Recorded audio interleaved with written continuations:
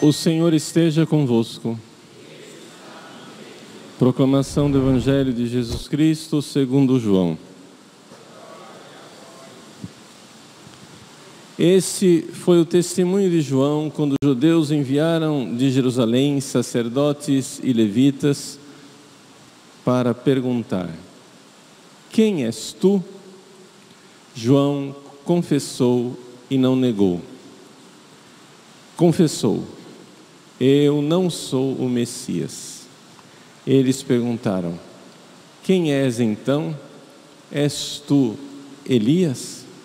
João respondeu: não sou. Eles perguntaram: és o profeta? Ele respondeu: não. Perguntaram então: quem és afinal? Temos que levar uma resposta para aqueles que nos enviaram. O que dizes de ti mesmo? João declarou: eu sou a voz que grita no deserto, aplanai o caminho do Senhor, conforme disse o profeta Isaías. Ora, os que tinham sido enviados pertenciam aos fariseus e perguntaram: por que então andas batizando, se não és o Messias, nem Elias, nem o profeta? João respondeu: eu batizo com água, mas no meio de vós está aquele que vós não conheceis e que vem depois de mim. Eu não mereço desamarrar a correia de suas sandálias. Isso aconteceu em Betânia, além do Jordão, onde João estava batizando. Palavra da salvação.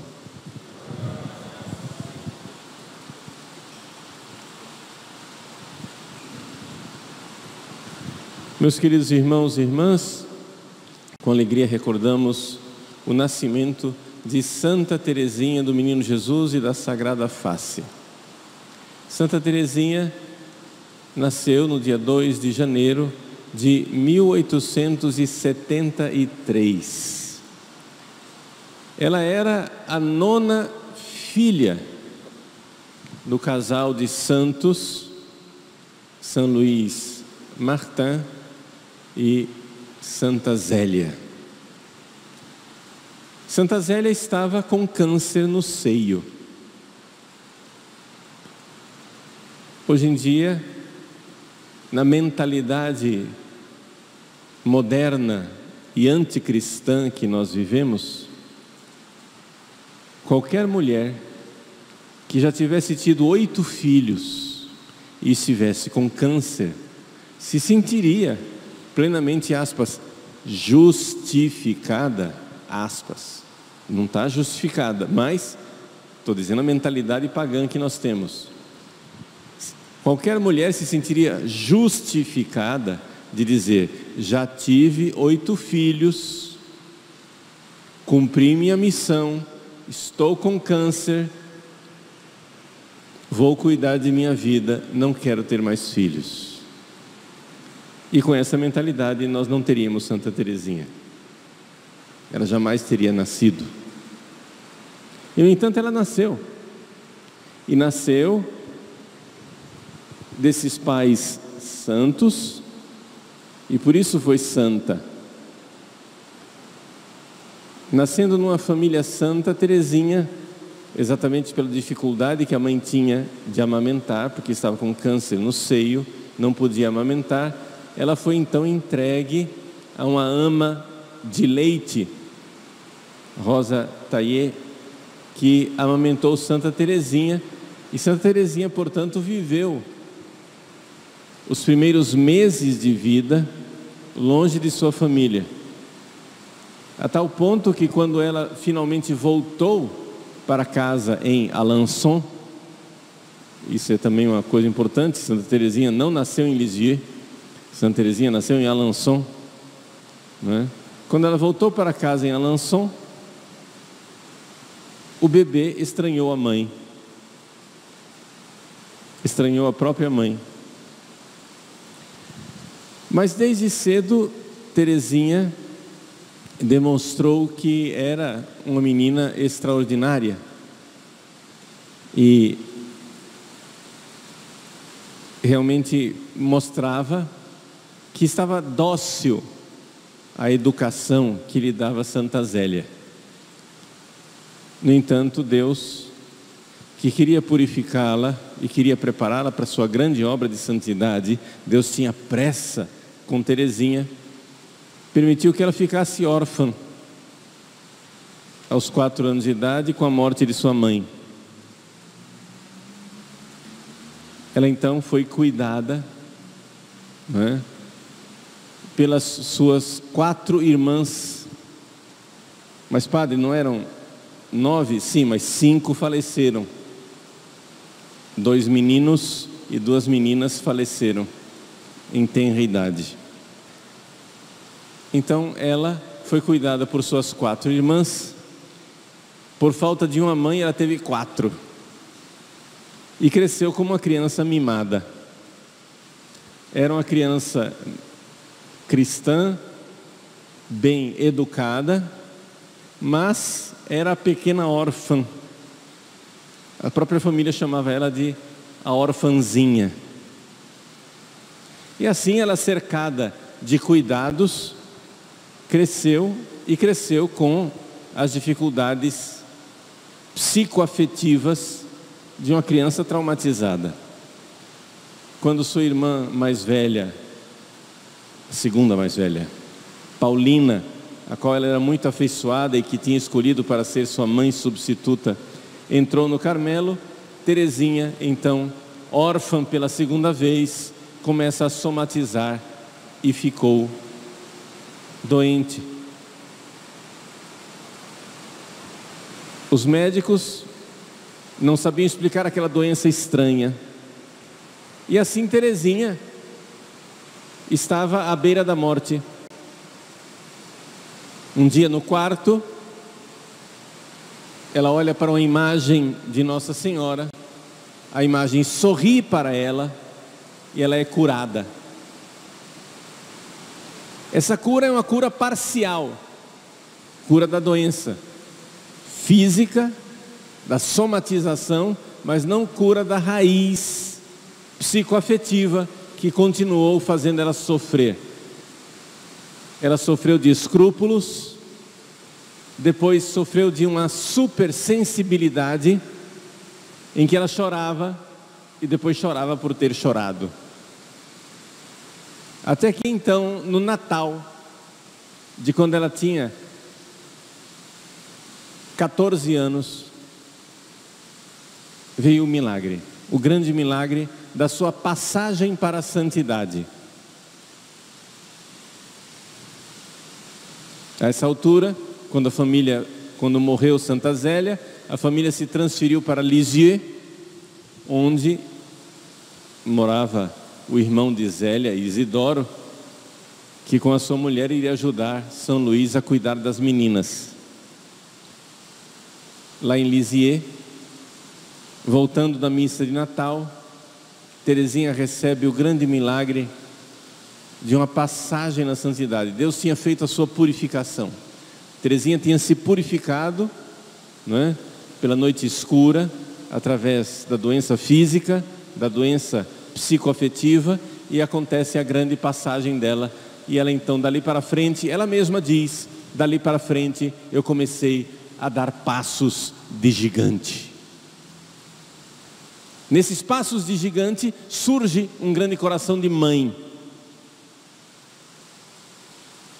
Com 14 anos de idade, essa menina era uma grande mãe. E ela descobre que um malfeitor chamado Henri Pranzini será condenado à morte. Ela se oferece pela salvação dele, e quando ele morre convertido, ela diz: é o meu primeiro filho. Mãe de um homem muito mais velho do que ela, é o primeiro filho espiritual. Ela pede então para entrar no Carmelo, com somente 15 anos de idade. Passa grandes peripécias vai até uma viagem a Roma em que ela pede ao Papa Leão XIII para entrar no Carmelo. A viagem é um grande fiasco, nada dá certo. Mas diante de tanta perseverança, ou poderíamos dizer de tanta cabeça dura,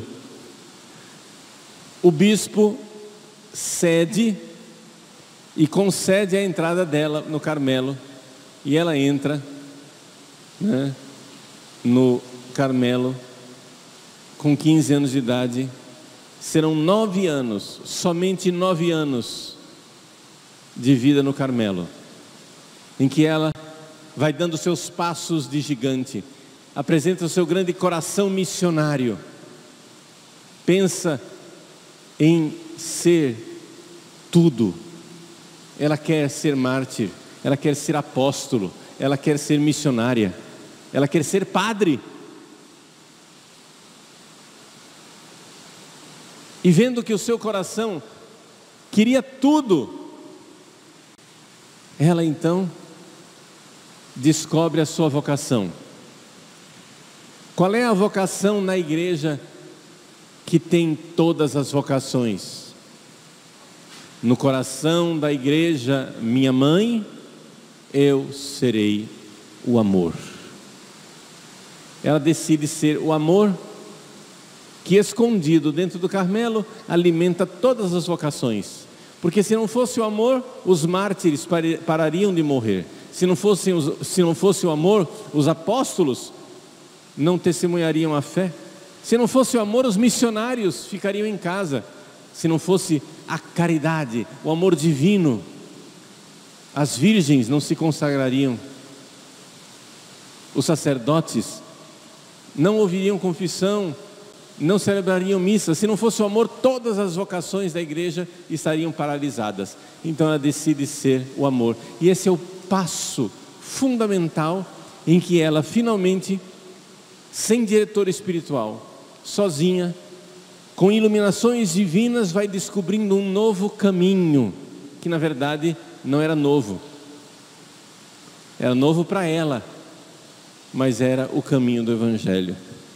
Esse caminho do Evangelho nós costumamos chamar de pequena via. O que é a pequena via de Santa Teresinha? É um caminho para nos ajudar na passagem e na evolução da santidade. Por quê? Porque o que acontece com as pessoas que se convertem é que elas no início se convertem e fazem grande força para se converter e deixar os pecados mortais. Normal, é isso mesmo. As pessoas com grande violência largam a vida velha e adotam a vida nova, e vão ficando cada vez mais virtuosas, até que um belo dia empaca, bloqueia. E aí o que acontece? A pessoa vê que ela não tem mais nada para fazer, que ou Deus intervém ou ela não vai para frente. É a porta estreita. Essa porta estreita só é possível passar por ela se nós formos crianças. Se não fordes como crianças, não entrareis no reino dos céus. O que quer dizer isso? Quer dizer um caminho de profunda confiança em Deus, abandono, pequenez, em que a pessoa vai se abandonando em Deus para que Deus faça as coisas. Fazer as coisas da vida ordinária, do dia a dia, com grande amor e abandono e entrega.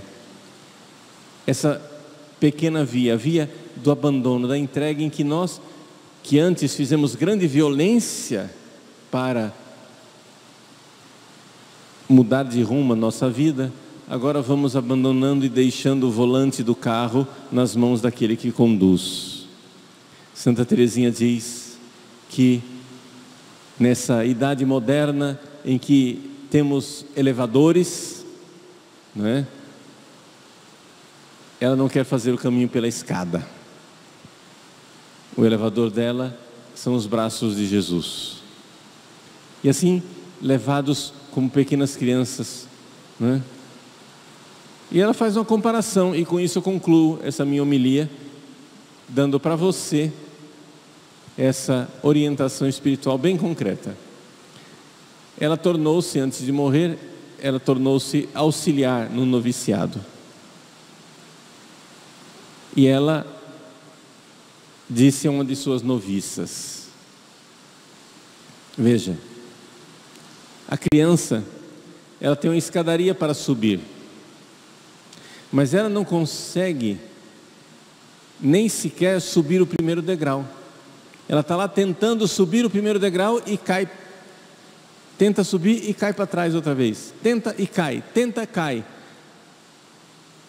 Até que a mãe vê aquele esforço, pega a criança nos braços e leva a escadaria acima.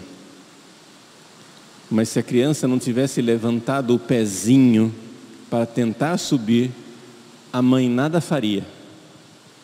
Então, no nosso caminho de santificação, você que já deixou os pecados mortais, se você ainda não deixou os pecados mortais, faça violência e largue isso logo, já e agora. Mas se você já não tem mais problemas com pecados mortais, o seu caminho é o caminho da humildade, da pobreza espiritual, da pequenez, em que você sabe que você precisa só levantar o pezinho para que mamãe veja, pegue você nos braços e suba pela escada acima. É o abandono, a entrega. É uma atitude que pouca gente consegue. Por quê? Porque ela é o oposto da primeira atitude da conversão. A primeira atitude da conversão, você precisa ser bem voluntarioso. E quanto mais voluntarioso você for, mais sucesso você terá. Mas, na segunda passagem, na segunda conversão, não é uma questão de vontade, é uma questão de abandono, de entrega, de total humildade e aniquilamento diante de Deus, o nosso nada. E aqui Santa Teresinha é grande discípula de São João da Cruz, o nada da criatura, para que Deus faça a santidade em nós. Meus amigos, com grande alegria, nós celebramos hoje essa amiga do céu, amiga nossa, amiga de nossa paróquia. A relíquia principal do nosso altar é uma relíquia de Santa Teresinha. Nosso centro de catequese é a ela dedicado. E lá no céu, nós veremos tudo o que ela fez. No céu nós nos ajoelharemos diante de Santa Teresinha. Claro, antes disso diante de Jesus, antes disso diante de Maria, mas depois diante de Santa Teresinha. Iremos agradecer por tudo o que ela fez, pela nossa salvação e santificação. Louvado seja nosso Senhor Jesus Cristo.